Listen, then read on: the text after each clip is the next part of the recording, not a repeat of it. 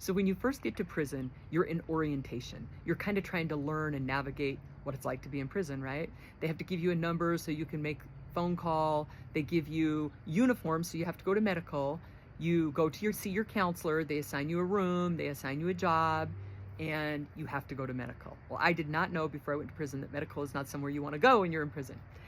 So the way it works in federal prison is every hour they have a 10-minute move, which means that we're all locked down, but for 10 minutes on the top of the hour, you can move from one place to another. So if you have a job, you have to move on the 10-minute move. If you go to medical, you have to move on the 10-minute move.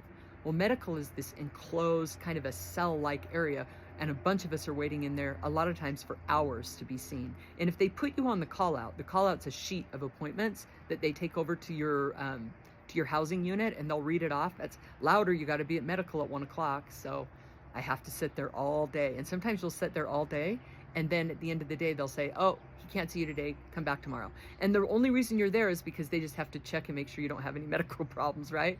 So I found out quick I didn't want to go to medical. But while I'm sitting there, every hour on the 10-minute move, a whole bunch more girls come in, and I'm thinking, how many more can they pack in here? And then in walks the diva. The diva is a beautiful black woman. She's close to 6 foot tall, very lovely lady.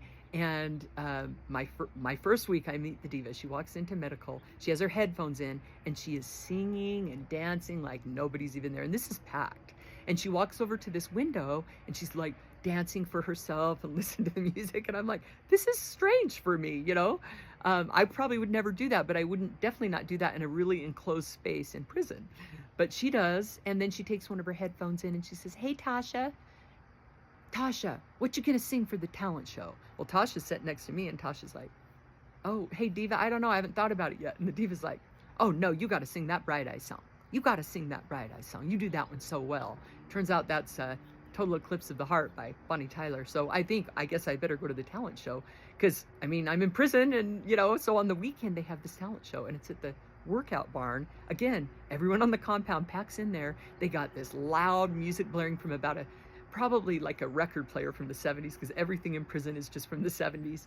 And I saw girls get up there and dance and sing. Some of them had no business doing it, but there was some pretty solid talent going on, and a lot of screaming and cheering.